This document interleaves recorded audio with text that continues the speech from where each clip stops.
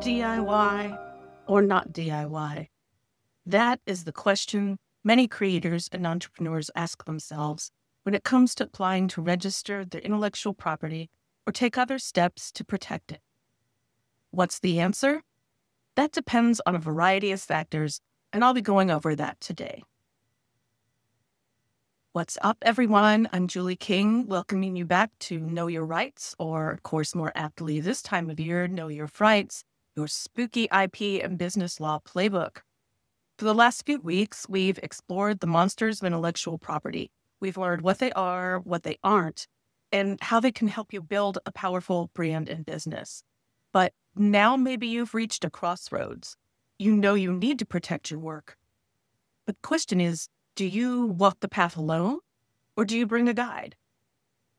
Most creators and entrepreneurs, especially those in the indie space, are DIY warriors. You write your own scripts, you create products, you design your own merchandise, you do your own marketing. It's in your blood. Naturally, when it comes to intellectual property, you may be tempted to handle it all yourself. The truth is, sometimes you can. The key is knowing when DIY is fine, when to bring the right professional with a lantern to light the way. For copyrights, trademarks, and patents, the U.S. government has made it possible for you to file applications on your own. The U.S. Copyright Office and the USPTO websites have portals where you can fill out and submit your forms. You are not required to have a lawyer help you unless you are outside the U.S. and wanting to file an application in the U.S. for a trademark or patent. Well, on the surface, that sounds great, right? Not using a lawyer saves you money. Who doesn't like to save money? But that shouldn't be your only consideration, because the DIY path is one filled with hidden pitfalls. Remember how when you were growing up, you thought quicksand was going to be a much bigger problem in your life? Well, intellectual property law can be that quicksand. Knowing when to spot when it's safe to walk forward alone and when to have some help is important. Here are some of the reasons DIY can be risky with intellectual property protection. For starters, jargon can be a trap. The application forms are full of complex legal jargon and technical requirements. A simple mistake in classification or description can lead to your application being denied and you won't get your money back. Having to start over, if it's even possible, can set you back months or even years. Not having a professional trademark search or patent search done means your foundations could be ready to crumble at any time. When you file a trademark or patent application, you're not just filling out a form. You're submitting your brand or invention for examination to a federal trademark or patent attorney. Before you do that, you need to do a thorough search to see if someone else is already using a confusingly similar mark, or if there is an existing invention that's too similar to yours. Now, a DIY search on the USPTO database is a good start, but it's easy to miss something that could get your application denied down the line, or worse, result in you infringing on someone else's rights. Just getting a report from AI isn't good enough either. These kinds of searches are complicated and full of nuance. The professional analysis of the search results is crucial. AI just isn't ready to replace experienced attorneys yet. For copyright, registration is not a game. It's easy to make mistakes that could limit your ability to defend your work. Small errors can have big consequences down the line if you ever have to sue for infringement, especially errors with timing of the application. Just yesterday, I received a refusal from the USPTO for a client's patent application, and she had not done a search before she filed her own DIY provisional application. She did not want to have a search done before we filed the non-provisional application, so we went ahead and filed. Turns out it's being rejected because the examiner thinks there are things already on the market covered by existing patents that make her invention too obvious and not novel. That could have been avoided if she'd had a thorough professional patentability search done before she filed a patent application. Now that we've covered some of the potential horrors of DIY applications, let's go over some of the ways using the right intellectual property attorney can help you avoid them. We're here to help you avoid the monsters you can't see. When you hire a good intellectual property lawyer, you're not just paying for form submission. You're investing in a professional search. A trademark lawyer or patent lawyer can conduct a comprehensive search far beyond a simple database lookup and interpret and analyze the results using their years of experience.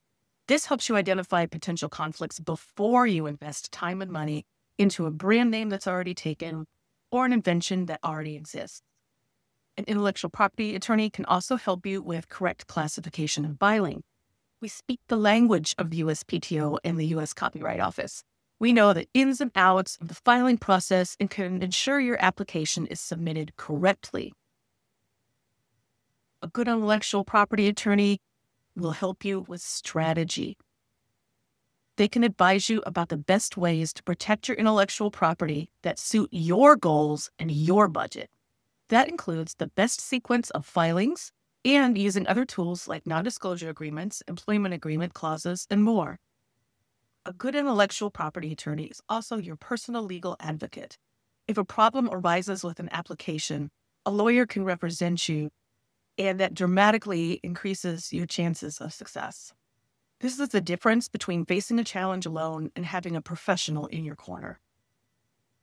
I have several posts on the common myths and perils of DIY patent applications if you'd like to learn more specific issues that could arise. Ultimately, the choice is yours.